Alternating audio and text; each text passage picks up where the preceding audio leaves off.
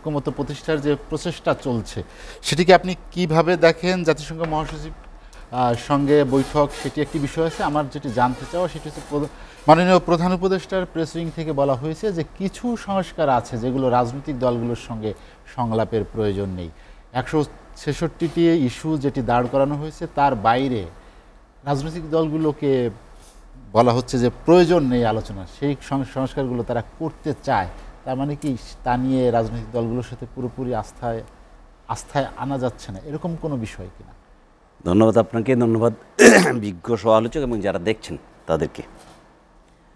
ঐক্যমতের commission যেই যাত্রা শুরু করছে 166টি প্রশ্ন দিয়ে 34টি রাজনৈতিক দলের মধ্যে, সেখানে একটু অনৈক্যের সৃষ্টি করা হয়েছে আমি মনে করি।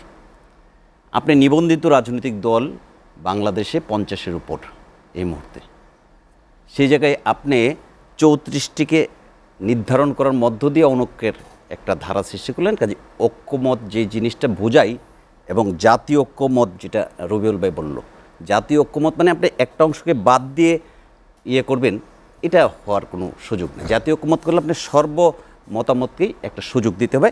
সেই ক্ষেত্রে যারা হত্যা, খুন, দুর্নীতি বা সাথে জড়িত আছে তাদের বিচারের জন্য একটা সেক্টর থাকতে পারে, সেটা ভিন্ন ব্যাপার। জাতিসংঘের মহাসচিব, আমরা সদস্য রাষ্ট্র হিসেবে আমাদের এখনের দেশের যে পরিস্থিতি, আমি মনে করি যে আমাদের সাথে রাজনীতিবিদদের সাথে এবং সুশীল সমাজের সাথে বসাটা এটা স্বাভাবিক প্রক্রিয়া। কিন্তু অতীতে যদি আমরা জাতিসংঘের কার্যকলাপ দেখি, আমাদের নির্বাচন নিয়ে বা আমাদের দেশের অন্য সমস্যা নিয়ে অতীতেও কিন্তু জাতিসংঘের প্রতিনিধি এখানে এসেছিল, খুব বেশি একটা কার্যকর ভূমিকা পালন করতে পারছে বলে আমরা মনে করি না। কিন্তু এখন যেহেতু মহাসচিব নিজে এসছে এবং উনি করছে, এইটা কতটুকু কার্যকর হবে এটা সময় বলে দেবে।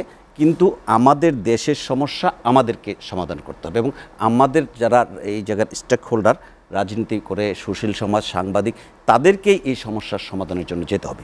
আপনি যেটা বলেছেন যে ঐক্যমতের সঙ্গে যে মহাসচিবের বৈঠক হলো, আপনি দেখলেন যে রোহিঙ্গা শরণার্থী ক্যাম্প পরিদর্শনের ক্ষেত্রে সেখানে 1 লাখ লোকের ইফতার দেখলাম আমরা, সেখানে একটি বড় আয়োজন ছিল। সব মিলিয়ে আসলে রাজনীতিকে প্রভাবিত করার কোনো প্রচেষ্টা আছে কিনা? আমি মনে করি যে রাজনীতির খুব বেশি একটা প্রভাবিত করার কোনো নেই। কিন্তু এই মুহূর্তে ওনার এই সফর এবং আপনি 1 লাখ লোক বলেন আর বেশি লোক বলেন, এই ইফতারটা এটা একটা পজিটিভ সাইড বলে আমি মনে করি, আমার ব্যক্তিগত এখন কমিশন নিয়ে যে আলোচনাটা হওয়া দরকার, এখন প্রশ্ন এমসিকিউ প্রশ্নের মাধ্যমে রাজনৈতিক দলগুলো তাদের দেবে, এই প্রক্রিয়াটার সাথে আমি দ্বিমত পোষণ করি। বরং রাজনৈতিক দলগুলোকে নিয়ে বসে যদি কমিশনের সমস্ত কমিশনগুলো কী কী প্রস্তাবনা আনছে সেগুলো আলোচনা করত, তারপরে একটা জায়গায় যাওয়া যেত, সেই জায়গাটার মধ্যে একটা পজিটিভ আসতো। এখন যে আসবে না আমি এটা মনে করি না, কিন্তু এই প্রক্রিয়াটা, টিকচিহ্নের যে প্রক্রিয়াটা, এই প্রক্রিয়াটা খুব বেশি একটা মানে কার্যকর প্রক্রিয়া হবে আমি জানি না। এই মুহূর্তে সমস্যাটা কি? এই মুহূর্তে সমস্যাটা হলো সংস্কার এবং নির্বাচন। এক পক্ষ বলছে যে সংস্কার এবং বিচার ছাড়া নির্বাচন আমরা চাচ্ছি না, অর্থহীন হবেন। এখন এই অবস্থানে যদি বহাল থাকে, আর অধিকাংশ রাজনৈতিক দল কিন্তু চাচ্ছে যে সংস্কার যতটুকু প্রয়োজনীয় অতটুকু সংস্কার করে ডিসেম্বরের মধ্যে অথবা জানুয়ারির মধ্যে একটা নির্বাচন করা, তাহলে এই জায়গার মধ্যে কিন্তু ঐক্যমত প্রতিষ্ঠিত হচ্ছে না। জাতীয় ঐক্যমত তো পরের স্বাভাবিক একটা প্রশ্ন, আমরা ঐক্যমত করতে পারছি না। আপনি এই যে নতুন এনসিপি যে নতুন দল হলো নাগরিক পার্টি, চেয়ারম্যান আহ্বায়ক নাহিদ যে বক্তব্য দিলেন যে সংস্কার এবং বিচার করার পরে নির্বাচনের ব্যবস্থা করবেন, নির্বাচনের ব্যবস্থা কি কোনো দল করে বাংলাদেশে? ওনারা কীভাবে করবে? ওনারা কোন জায়গায় আছে? এইসব বক্তব্য যদি আসে তাহলে ঐক্যমতের ক্ষেত্রে, বিচারের ক্ষেত্রে, সব ক্ষেত্রে কিন্তু একটু দূরত্ব সৃষ্টি হয়। কোনো রাজনৈতিক দল কি বিচার চায় না? এরকম তো আমি দেখি নেই।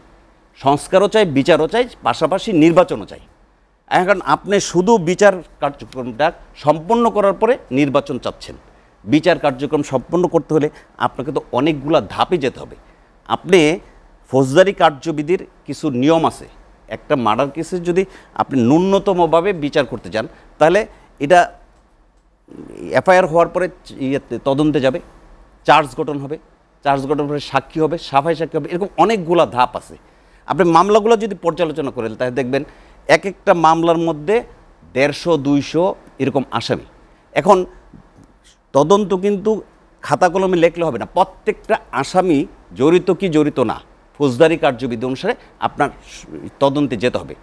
আপনি এই প্রক্রিয়ায় তদন্ত গিয়ে কতদিন পরে এই বিচারের কাছে যাবেন?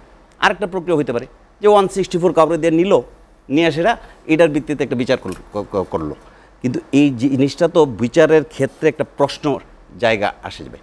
তারপরেও কিছু মামলা, দু একটা মামলাকে টার্গেট করে যদি এগিয়ে নেওয়া যায়, তাহলে একটা মামলার প্রক্রিয়া, বিচারের প্রক্রিয়া চলতে থাকলো, সংস্কারের প্রক্রিয়া চলতে থাকলো, যতটুক সংস্কার হলো, তারপরে নির্বাচিত যে সরকার আসবে সেই সরকার এসে বিচারও করবে, সংস্কারও করবে। এটার একটা কমিটমেন্টে সবার আসা দরকার, এটার একটা চার্টার সব দলের মধ্যে আসা দরকার যে আমরা এই বিচারগুলা, এই সংস্কারগুলা যেই দলই নির্বাচনে আসি আমরা করব। কিন্তু নির্বাচনকে আপনি একটা অনিশ্চিত সময়ের জন্য একটা মানে নির্ধারিত কোনো ডেট তারিখ নাই, আপনি বলতেছেন যে বিচার হওয়ার পরে নির্বাচন, সংস্কার হওয়ার পরে নির্বাচন, তাহলে এটা কতদিন থাকবেন আপনি? এই সরকার যে 6 মাসের বেশি সময় অতিক্রম হলো, সংস্কার বিচারের কথা বলছিলেন বা এটি হওয়ার পরে নির্বাচন, 6 মাসে আসলে কতটা সংস্কার, কতটা বিচারের ক্ষেত্রে কতটা অগ্রগতি, সেটি আসলে জনমনে কোনো শঙ্কা উদ্বেগ ঘটায় কিনা? যে কিছুটা উদ্বেগ তো আছেই, বিচার যতটুক আগানো দরকার সেই পরিমাণ হয় নাই। সংস্কারে কমিশন একটা রিপোর্ট দিছে, এটার ফলাফল কী আসে সকল রাজনৈতিক দল যখন এটার দিবে, তারপরে আমার মনে হয় যে এই জায়গা থেকে একটা আসতে পারে। কিন্তু কোনো রাজনৈতিক দল বলে নাই যে 166টি প্রশ্নের যে সংস্কার আনা হয়েছে এই সবগুলা শেষ করে তারপরে নির্বাচন করতে হবে, এই অবস্থা নাই। সংস্কার যতটুক দরকার এই মুহূর্তের জন্য সেই সংস্কারটা করুক, বাকিগুলা একটা সবাই মিলে একটা ইয়ের মধ্যে আসি, আমরা যে ঐক্যমতে আসি যে এইগুলা পরবর্তীতে আমরা নির্বাচন